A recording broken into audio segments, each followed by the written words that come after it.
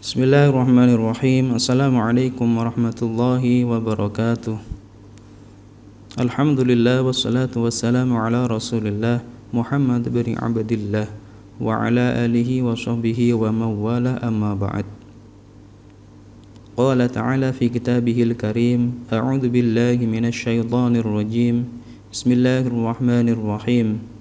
يا أيها الذين آمنوا كتب عليكم الصيام كما كتب على الذين من قبلكم لعلكم تتقون. وقال النبي صلى الله عليه وسلم من صام رمضان إيمانا واحتسابا غفر له ما تقدم من ذنبه. Selamat pagi semuanya. Saya ucapkan kepada para alumni pesantren Mutiara Bangsa dimanapun kalian berada. Pagi ini kita akan mulai kajian Ramadan yang rencananya akan dibersamai, dibimbing oleh para ustadz yang pernah mengabdi di pesantren Mutiara Bangsa. Meskipun pernah bersama kalian semua dalam waktu yang singkat, tentunya ilmu tidak boleh berhenti untuk kita peroleh dari mereka yang telah meninggalkan jejak-jejak bersama kalian selama berada di Mutiara Bangsa. Baiklah, untuk sesi pertama ini, di hari yang kedua bulan Ramadan ini, Ustadz akan mengkaji tentang fikih puasa. Adapun kitab yang akan Ustadz bacakan di sini adalah Taisirul Fiqhi fi Dhawil Quran wa Sunnah, ya, atau lebih simpelnya disebut Fiqhus Syam, karya Dr. Yusuf Al-Qaradawi. Kenapa Ustadz memilih Dr. Yusuf Qaradawi? Terlepas dari kontroversialnya beliau yang oleh sebagian orang katakan, dalam hal ini kita perlu menanamkan diri dalam diri kita bahwa ilmu yang lahir dari buah tangan beliau itu jauh lebih penting. Nah, beliau juga termasuk pemikir kontemporer atau modern yang kalau dihitung sekarang usianya ini 94 tahun kurang lebih, karena beliau lahir pada tahun 1926 yang lalu. Ya. Baiklah. Sebelum kita mulai kajian ini, terlebih dulu marilah kita sama-sama membacakan Ummul Kitab yang kita tujukan untuk guru-guru kita, untuk orang tua kita, dan tentunya untuk kita semuanya, supaya senantiasa diberikan kesehatan, kekuatan lahir dan batin, supaya kita kuat menjalankan puasa penuh hingga 30 hari ke depannya.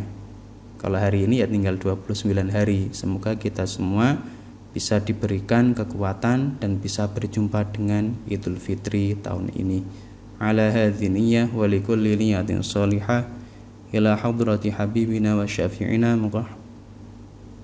wa qurrati a'yunina Muhammadin sallallahu alaihi wasallam. Al-Fatihah. A'udzu billahi minasyaitonir rajim. Bismillahirrahmanirrahim. Alhamdulillahi rabbil alamin arrahmanir rahim maliki yaumiddin. Iyyaka na'budu wa iyyaka nasta'in ihdinas siratal mustaqim Shiratal ladzina an'amta 'alaihim ghairil maghdubi 'alaihim waladdallin. Amin. Baiklah, yang pertama ini yang akan kita kaji ada beberapa pokok bahasan. Yang pertama yang perlu kita ketahui bahwasanya setiap manusia diciptakan atas dasar yang sama, dalam kedudukan yang sama pula, yakni untuk beribadah dalam kedudukannya sebagai hamba Allah. Daya fix ya, tentunya ada kata yang perlu digarisbawahi, yaitu beribadah. Nah, tujuan manusia diciptakan apa? Yaitu untuk beribadah. Nah, pokok pembahasan selanjutnya adalah terkait dengan makna puasa, baik secara syar'i maupun dari pandangan yang lainnya. Karena puasa ini ternyata ya bukan hanya orang Islam saja yang melaksanakan atau dalam kata lain pernah melakukannya. Nah, dan yang ketiga adalah dalil perintah puasa menurut Al-Quran dan Sunnah. Ini perlu kita ketahui juga. Dan yang pokok bahasan terakhir yaitu tentang hikmah berpuasa. Ya, yang biasanya tentunya kita melakukan sesuatu itu tanpa memikirkan hikmah dan juga apa sih yang kita peroleh. Taunya kita hanya menggugurkan kewajiban saja. Terkadang berpuasa hanya karena ya terpaksa dan sebagainya. Nah, padahal jika kita mau merenungi dan juga memikirkan apa sih hikmah dari puasa itu, sebenarnya ada banyak sekali. Nah, qala al-musannif rahimahullahu taala wa nafa'ana bihi wa bi'ulumi fid dharain amin. Nah, yang pertama yang perlu kita ketahui adalah terkait dengan klasifikasi ibadah bagi manusia, ya.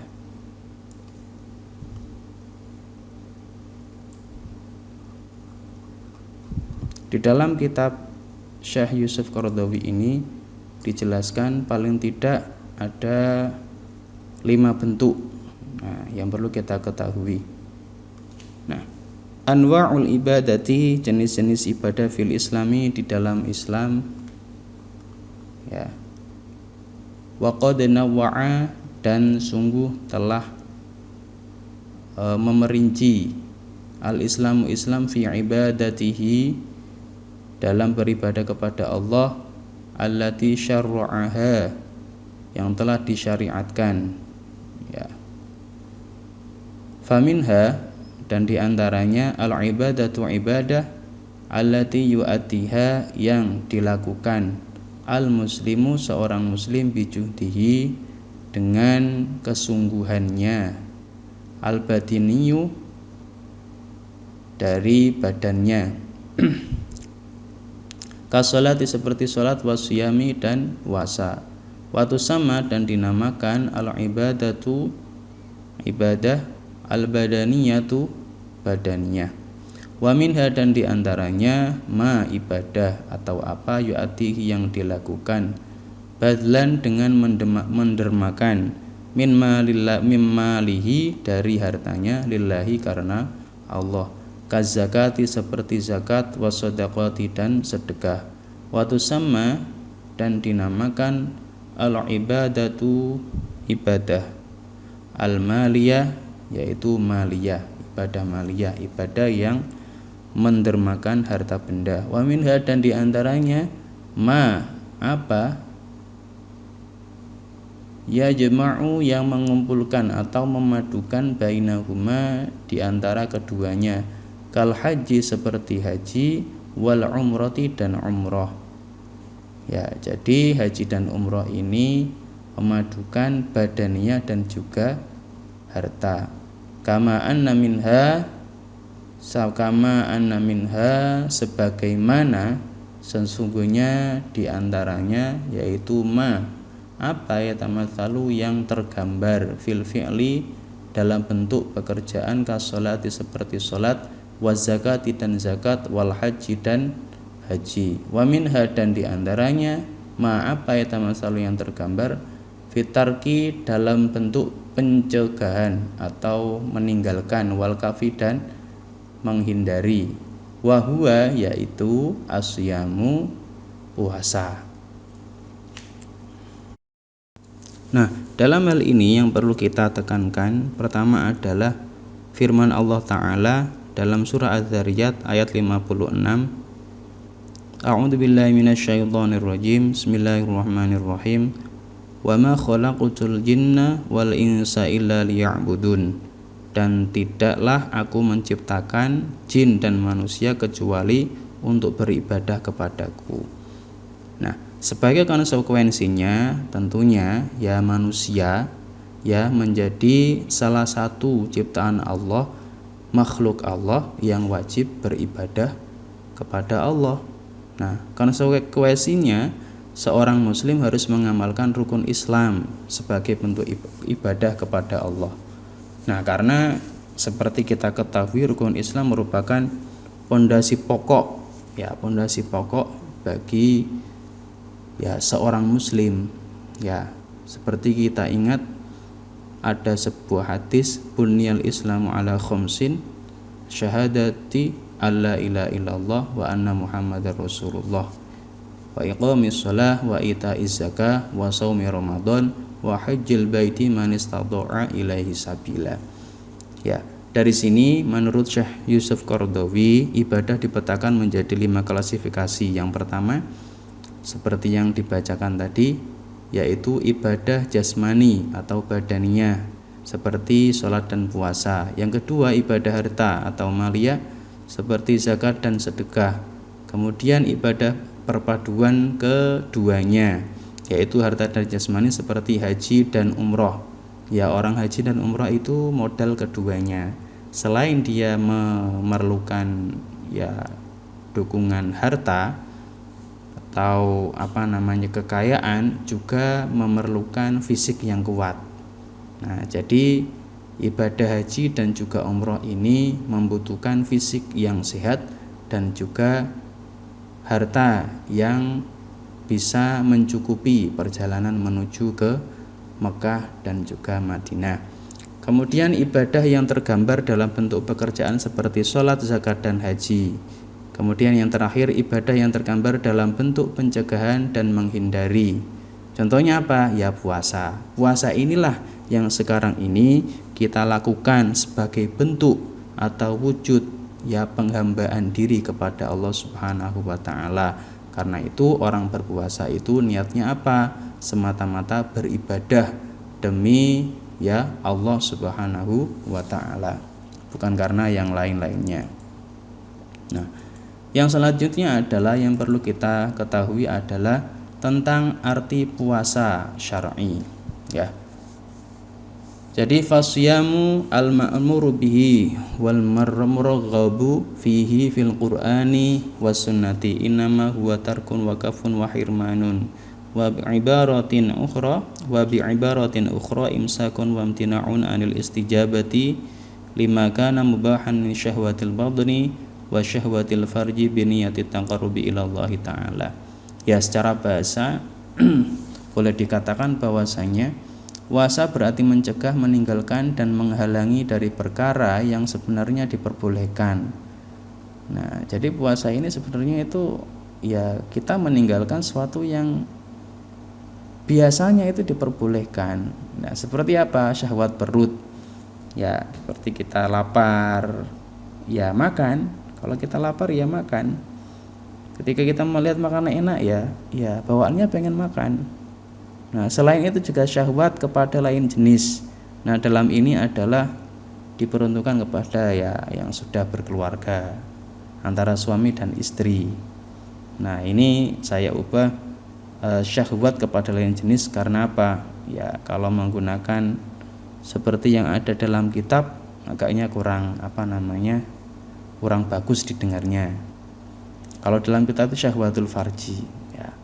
Kemudian yang selanjutnya yang perlu kita ketahui adalah arti puasa secara syar'i. Puasa berarti menjaga dan mencegah diri dari kehendak makan dan minum. Nah, yang pertama ya, mencegah dari kehendak makan dan minum. Yang kedua, menyentuh wanita atau istri. Nah, serta ruang lingkupnya selama waktu yang ditentukan. Nah, waktu yang ditentukan itu mulai kapan? Mulai terbitnya fajar hingga terbenamnya matahari. Nah, adapun niatnya tentunya dalam rangka melaksanakan perintah Allah dan juga mendekatkan diri kepadanya. Nah, dalam hal ini ya kita melihat surat Al-Baqarah ayat 183 seperti yang di awal tadi sudah Ustadz bacakan, yaitu puasa itu diwajibkan atas kita semua. Ya, dalam bahasa Al-Qur'an kutiba alaikum, telah diwajibkan, ditetapkan, alaikum, atas kalian. Nah, tentunya kita semua sebagai umat Islam. Kutiba alaikumusyamu kama kutiba alal ladzina min qablikum, sebagaimana telah diwajibkan atas orang-orang sebelum kamu. Siapa itu? Berarti umat sebelum umat Islam ini ada.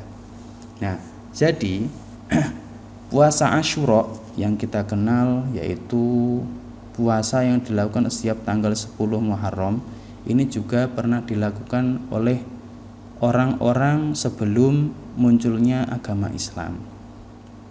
Nah, dalam hal ini kita sebagai umat Islam dianjurkan melaksanakan puasa Asyura ini dalam rangka menghormati hal yang sudah dilakukan oleh orang-orang sebelum kita semuanya.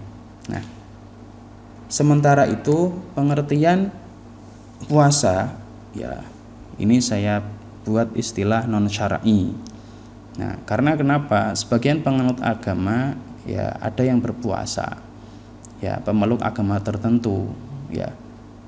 Tapi puasanya itu hanya menghindarkan diri dari sesuatu yang bernyawa. Jadi dia tidak makan ayam, tidak makan kelinci, tidak makan sesuatu yang pada hakikatnya halal tapi dia ada nyawanya. Nah, namun dalam kesehariannya tetap makan dan minum. Nah, mereka juga tetap ya berhubungan suami istri dan sebagainya. Nah, namun di kasus yang lain ada juga orang-orang yang berpuasa ini dari kalangan tertentu. Hanya orang-orang yang punya keistimewaan dan punya kedudukan tertentu yang bisa melaksanakannya. Karena puasanya ini aneh, bisa sampai seminggu tanpa makan dan minum. Ya, tentunya ini memberatkan diri kalau kita yang melaksanakannya. Nah, dari situ ya kita perlu memahami bahwasanya menurut Syekh Qaradawi, nah dari sekian puasa yang pernah dilakukan oleh manusia, puasa umat Islam inilah yang dinilai sebagai yang terbaik. Pasalnya puasa ini dilakukan oleh umat secara keseluruhan tanpa membedakan kasta dan kedudukan. Iya, mau kaya mau miskin, semuanya ya wajib melaksanakan puasa. Nah, kemudian pokok pembahasan selanjutnya adalah landasan dalil berpuasa. Ya, nanti bisa dibuka dalam Al-Qur'an itu surah Al-Baqarah ayat 183 sampai 187. Untuk kewajibannya sendiri itu berada pada ayat 183. Nah, namun kok sampai 187? Karena nanti itu ada kaitannya dengan perincian-perincian, mulai dari ya karakter bulan Ramadan itu sendiri dan juga ketentuan-ketentuan yang wajib ditaati selama menjalankan puasa bulan Ramadan. Landasan dalil kedua adalah berupa hadis qudsi, ya ini yang saya kutip, setiap amal anak Adam ialah berpahala baginya kecuali puasa. Karena puasa itu bagiku, maksudnya aku siapa? Allah. Dan Allah lah aku yang akan ya membalasnya langsung karena dia meninggalkan makan dan syahwatnya demi aku. Jadi puasa merupakan amal yang istimewa. Nah, kalau misalkan sholat, misalkan selain puasa itu ya pahalanya ya segitu, maksudnya sesuai dengan ketentuan. Tapi kalau puasa ini milik Allah, ya. Jadi Allah lah yang terserah akan membalas, bisa jadi lebih banyak dari yang kita kira dan bisa melebihi ya ratusan seperti yang dijelaskan dalam surah Al-Baqarah ayat 262 gitu. Bisa jadi 700 kali, bisa jadi 7.000 kali dan seterusnya. Nah, sedangkan hadis lain menjelaskan dia meninggalkan makananku, makanannya demi aku, meninggalkan minumannya demi aku, meninggalkan syahwatnya demi aku, dan meninggalkan istrinya demi aku. Nah, ini luar biasa, makanya orang berpuasa itu merupakan sebuah keistimewaan jika orang itu mau berpuasa. Karena secara tidak langsung dia ini sudah banyak meninggalkan hal yang sebenarnya itu kalau dalam hukum kebiasaan itu diperbolehkan. Tapi karena atas dasar puasa, karena Allah, maka dia meninggalkan semuanya karena Allah. Nah, yang terakhir yang perlu kita ketahui adalah hikmah puasa. Apa saja sih hikmah puasa? Banyak sekali, tapi di sini hanya 7 yang akan Ustadz cantumkan, ya. Yang pertama adalah tazkiyatun nafs. Sejatinya puasa itu rahasia antara manusia dan Allah. Ya, kita misalkan puasa, ya, yang tahu hanya kita dan Allah. Temanmu nggak bakal tahu. Misalnya kamu bilang saya puasa kok, tapi setelah itu kamu pergi ke kamar minum es jus, minum es jeruk, nggak ada yang tahu. Tapi karena memang dasar keimanan dan ingat Allah, maka puasa betul-betul dijalankan. Nah, seandainya kita mau makan, setelah kita bilang puasa kepada teman kita, tentunya bisa saja. Tapi karena dasar puasa, kita juga ya meniatkannya karena taqarrub dan juga menjalankan perintah Allah. Makanya ya puasa betul-betul dijalankan. Kemudian puasa juga dapat menjaga kesehatan jasmani. Ya, para dokter ahli sepakat kalau puasa itu menyehatkan. Ya, jelas menyehatkan. Ya, karena puasa itu juga mengistirahatkan organ tubuh untuk bekerja pada waktu-waktu tertentu. Ya. Yang ketiga, mendidik hawa nafsu. Puasa 1 bulan, nah ini ada sebuah hadis. Puasa 1 bulan kesabaran. Maksudnya bulan kesabaran itu apa? Ya, bulan Ramadan ini. Dan 3 hari setiap bulannya, kalau bisa dibilang 3 hari setiap bulannya itu adalah ayyamul bid. Nah, jadi puasa 1 bulan kesabaran dan 3 hari setiap bulannya akan melenyapkan rasa dengki dalam hati. Ya. Kemudian puasa juga menjadi sekolah nafsu. Dengan puasa nafsu akan diajari supaya terkendali. Nafsu itu diajari supaya terkendali, jangan kok dibiarkan seenaknya dan berbahaya bagi orang-orang di sekitarnya. Nah, puasa juga menyadarkan diri betapa besarnya nikmat Allah. Umumnya kalau kita ketahui, nikmat hanya dirasakan ketika ada wujudnya, ya kan? Kalau ada makanan pasti kita bilang, "Oh, nikmat." Padahal kita ketika hidup itu juga termasuk nikmat, tapi ya kurang syukur biasanya. Nah, dalam hal ini ya, dengan puasa orang mengerti bahwa nikmat lebih terasa ketika lenyap sekejap. Ya, benar ya. Tadi bisa sahur, langkah nikmatnya. Nanti ketika berbuka puasa, ya ada hidangannya yang enak-enak, tambah nikmat. Nah, makanya di dalam orang yang berpuasa itu memiliki 2 kebahagiaan. Lis-shaimi farhatan. Ya. Farhatun 'indal iftar wa farhatun 'indal liqa'i rabbih. Yaitu kebahagiaan ketika berbuka puasa dan juga kebahagiaan ketika berjumpa dengan Tuhannya nanti. Karena apa? Karena puasanya. Nah, selain itu, hikmahnya yang selanjutnya adalah puasa mengajarkan kebersamaan. Ya, tidak peduli mau kaya atau miskin. Kalau dia muslim, ya wajib berpuasa ketika bulan Ramadan tiba. Tentunya apa? Dengan syarat dan ketentuan yang berlaku. Nah, puasa juga perlu dijadikan sebagai momen untuk meningkatkan derajat ketakwaan. Di ayat 183 Quran Surat Al-Baqarah kita ketahui di akhir ayat tersebut ada kalimat la'allakum tattaqun, ya, supaya kalian menjadi bertakwa. Nah, dari sini dapat kita ketahui bahwa tujuan utama berpuasa adalah mencapai derajat takwa. Karenanya